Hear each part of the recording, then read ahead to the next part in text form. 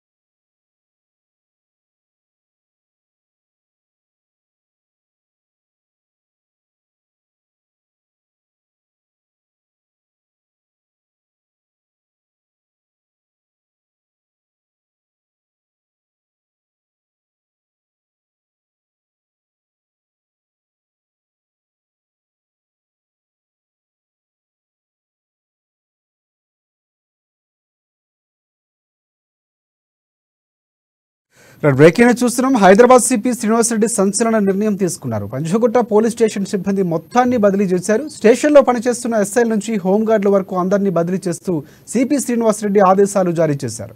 మొత్తంగా 85 మందిని బదిలీ చేస్తున్నట్లు ఉత్తర్వుల్లో పేర్కొన్నారు. పోలీస్ స్టేషన్ పరిధిలోని కేసుల్లో గత కొంతకాలంగా జరుగుతున్న పరిణామాల నేపథ్యంలోనే సిపి ఈ నిర్ణయం తీసుకున్నట్లు తెలుస్తోంది. దీనికి సంబంధించి పూర్తి అప్డేట్స్ అందించేందుకు మా ప్రతినిధి రాజు మనకు లైవ్లో సిద్ధంగా ఉన్నారు. రాజు, చెప్పండి. హైదరాబాద్ సిపి కొత్తకోట శ్రీనివాసరెడ్డి సంచలన నిర్ణయం తీసుకున్నాడు. కొద్దిసేపటి క్రితమే పంజాగుట్ట హైదరాబాద్లో ఉన్నటువంటి పంజాగుట్ట పోలీస్ స్టేషన్లో ఉన్నటువంటి 85 మందిని కూడా ఇన్స్పెక్టర్ నుంచి మొదలుకొని అంటే హోంగార్డ్ వరకు అందరినీ కూడా ఇక్కడ స్టేషన్ నుంచి ట్రాన్స్ఫర్ చేస్తూ సంచలన నిర్ణయం తీసుకున్నారు.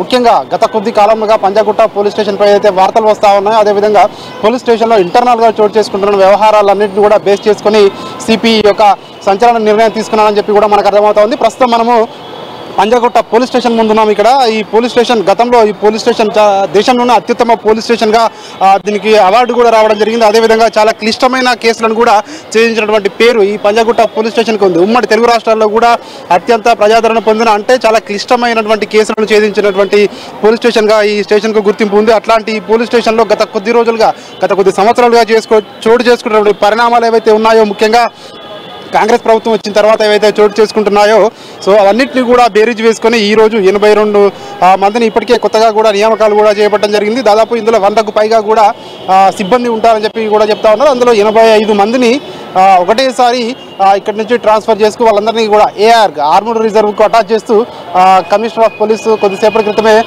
నిర్ణయం అయితే తీసుకోవడం జరిగింది.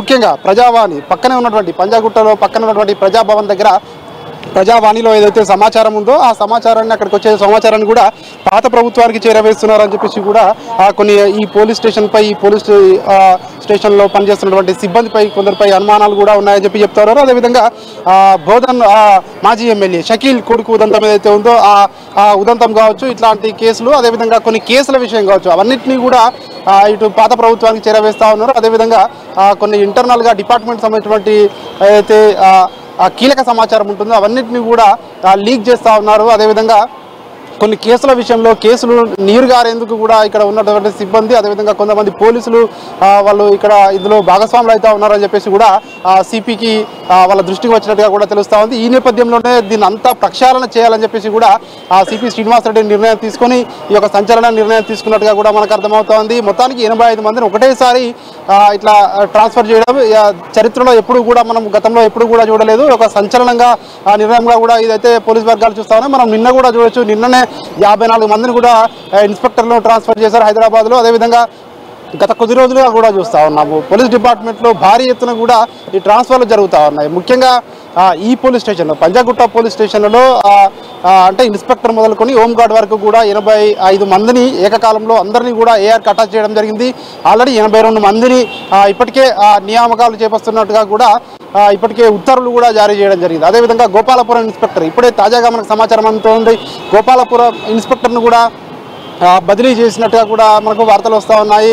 మొత్తానికైతే పోలీస్ డిపార్ట్మెంట్, ముఖ్యంగా ఉన్నతాధికారులు అయితే ఇక్కడ జరుగుతున్నటువంటి పోలీస్ డిపార్ట్మెంట్లో జరుగుతున్నటువంటి అవకతవకలు కావచ్చు, అదేవిధంగా వాళ్ళకి ఏవైతే ఇక్కడ అనుమానాలు ఉన్నాయో సో అవన్నింటినీ కూడా ప్రక్షాళన చేసే దిశగా అయితే ఇక్కడ ఉన్నతాధికారులు దృష్టి సారించారని చెప్పేసి కూడా మనకు అర్థమవుతోంది. Right. Thanks for updates Raju.